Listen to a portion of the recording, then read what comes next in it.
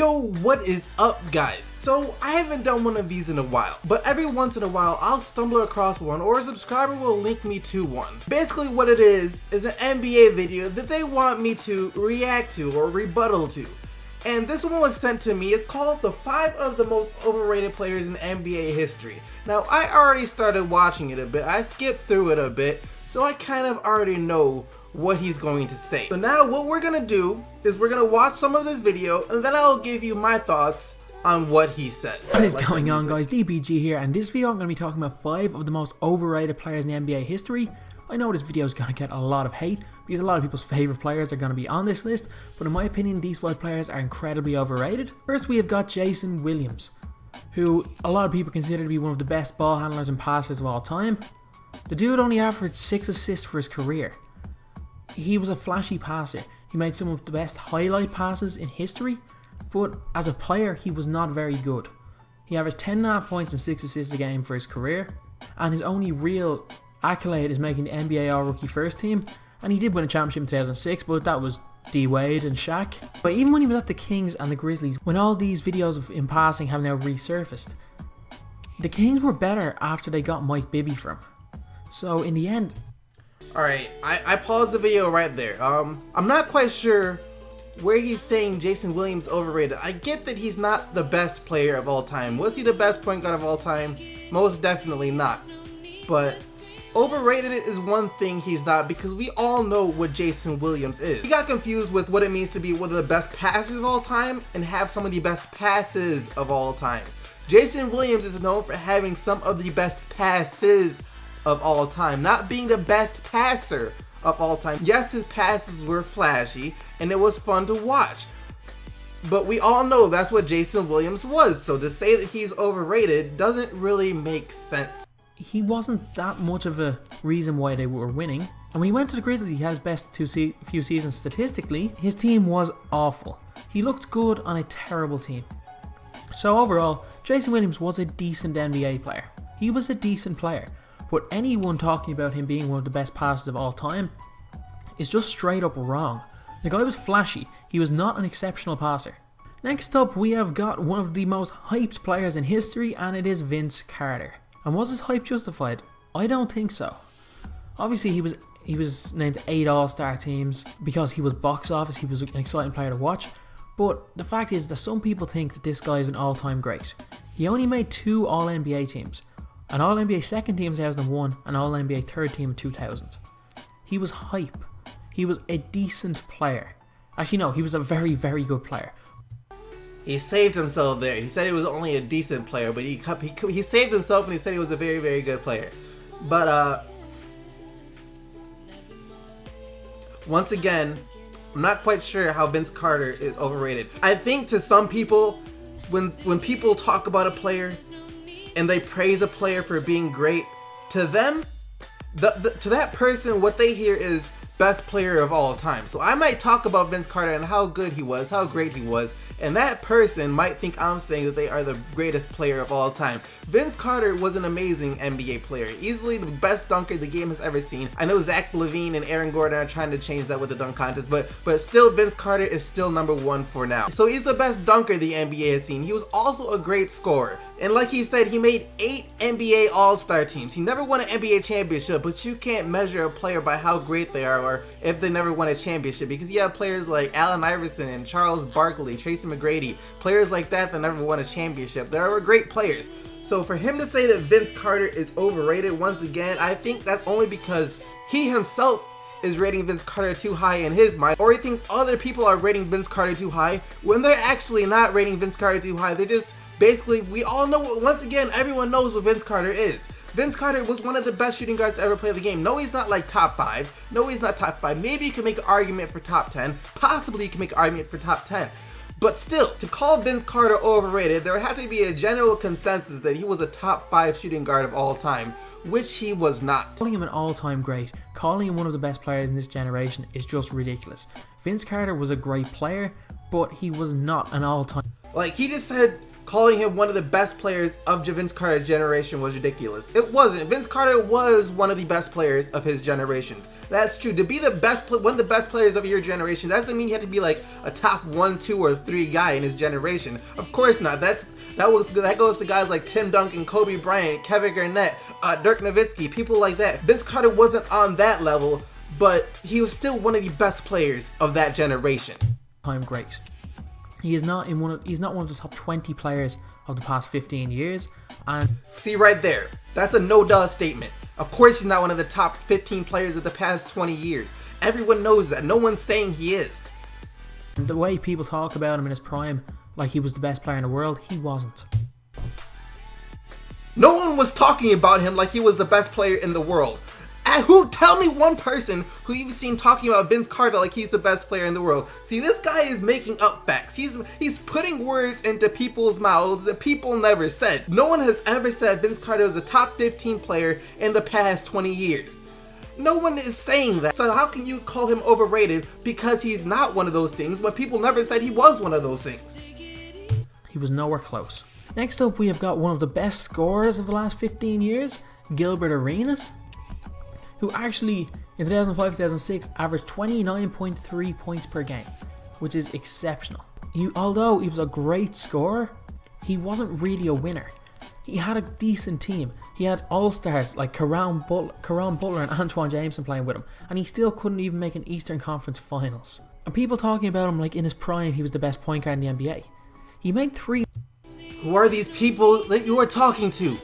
Who are these people calling Gilbert Arenas the best point guard in the NBA? No, the best point guard in the NBA around that time was Steve Nash.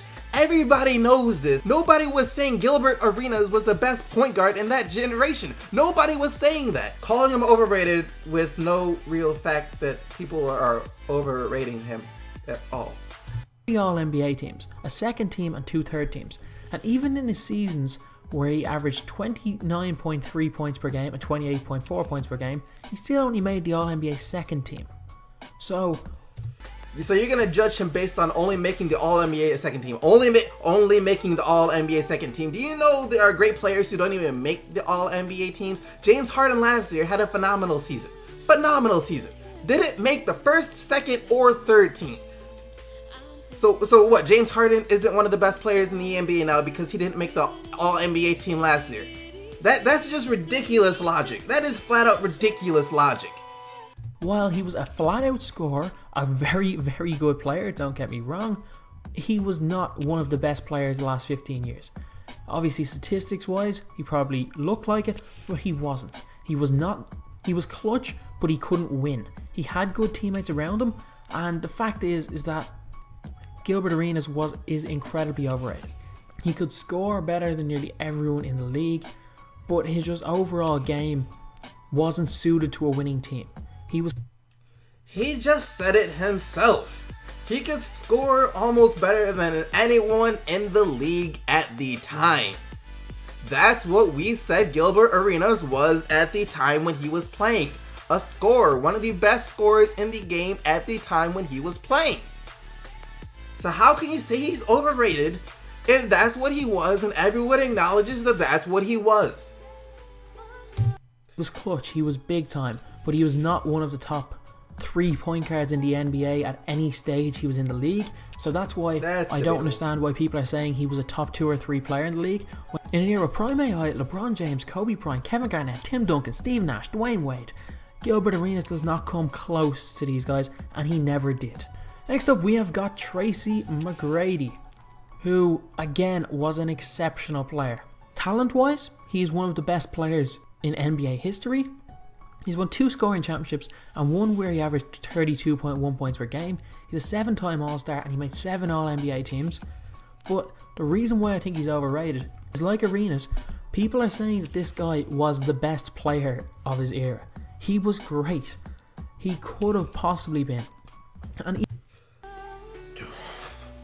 Alright, for those of you guys that don't know me, Tracy McGrady is one of my favorite players of all time. He is one of my favorite players of all time. I watched that at 13 points and 35 seconds of video, like, who knows how many times, and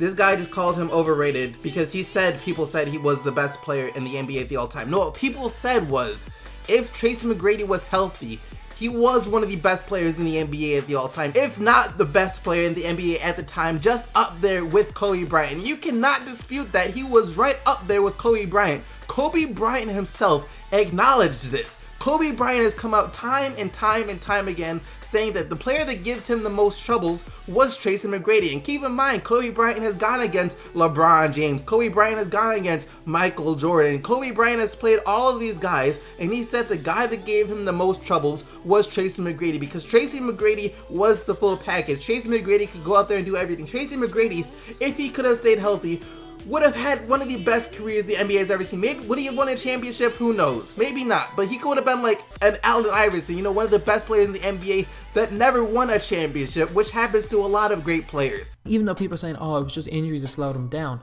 he never won a playoff series. You cannot call a player a top 5 player in the world who has not won a playoff series, and he had Yao Ming on his team. He had Yao Ming. Like I said, Yao Ming was on his team for half the time. Man was injured all the time. Rafer Alston wasn't that bad a player. He had a decent team around him. He had Louis Scola when he was young. He had a decent... Yeah, Louis Scola. He acts like Louis Scola was the difference in a championship team. He had Louis Scola. What does that mean? What does that mean? He had a decent team, and he still never won a playoff series. And in 2002, Tracy McGrady was part of the Magic team who lost a 3-1 lead. If that's not clutch, I don't know what is. And also, in his last season with the Magic, even though he did win the scoring title, his team had the worst record in the NBA. That scoring title should be discounted. He shot 41% from the field. He also shot 40% in 2005-2006 with the Rockets. That scoring title should be discounted, he says, because Tracy McGrady was on a bad team and had to carry the load offensively. That scoring title should be discounted. I'm just gonna press play, get this video over with. And in 2008-2009, shot 38% from the field. The fact that this guy is considered one of the best players of the last 15 years is beyond me.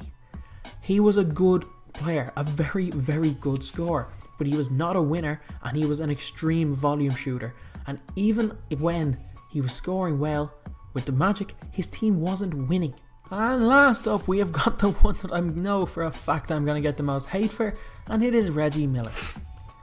Reggie Miller was a great player. He was clutch. He was, if you had one shot to take for an NBA championship, there's a good chance you probably would give it to Reggie Miller. But by no means is this guy a top 50 NBA player of all time, and not even close. Reggie Miller was clutch. He played for one team. He was loyal, but he only made 3 All-NBA teams, and all 3 were the All-NBA third team. He only made 5 All-Star games. Only 5. And if you're looking at his achievements, this is literally one of his achievements. He ranked second in all-time 30-point playoff games against the New York Knicks. Like, what relevance is that? Obviously, he was really clutch. He was a good playoff player. But by no means was this guy a top 50 player of all time, like people are saying he was. Maybe top 100. He was never a top 10 player in the NBA. So if people... The fact that he said maybe top 100, like he wasn't sure if he was even a top 100 player in the NBA. So I challenge this guy. I challenge you to make a list. I want to see 100 players that have played in the NBA that are better than Reggie Miller. You said maybe he's a top 100 player, let alone don't even mention that you didn't say he was a top 50, because he most definitely is. You said maybe, like you weren't even sure if he was a top 100 player.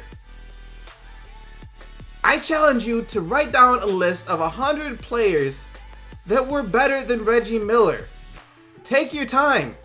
You can wait the next 20 years if you need to find players that come along that could be better than Reggie Miller. You can wait. But eventually, I want you to put down a list of 100 players. You're going to have Reggie Miller at number 101. I'll let you do that. You can have him at number 101 because you said maybe he's a top 100 player of all time. Just maybe. So, take your time, make your list, and comment it down below when you're done. Trying to argue People are looking at this guy with nostalgia goggles. People are looking at this guy, remembering the stuff he did in the playoffs, remembering his close performances, and using that to judge him as one of the best players ever. But he wasn't, and he was not close. Top 100, you can argue. Top 50, not a chance. Reggie Miller was great, but he was not that great. So anyway, that's the video. I know for a fact that...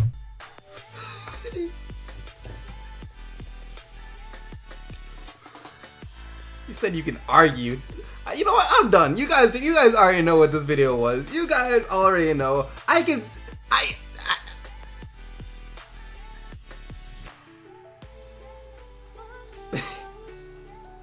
Yep. And that about wraps it up for this video. I don't know what else to say. I'm literally speechless right now. It got worse as the video progressed. You know, it started off Jason Williams, and, you know, not too much salt. Then Gilbert Arenas, you know, not too much salt there either. Then he said Vince Carter. He started to get to Tracy McGrady, and then he comes out with Reggie Miller, and, you know, nothing else to say after that one. So hope you guys enjoyed this video. Make sure to like it if you did. Subscribe to the channel for more videos uploaded every single day. You guys already know I'll see you back here tomorrow with another NBA recap. So until then, keep getting the Buggers Team SDC, and I'm out of here. Peace! That was just awful.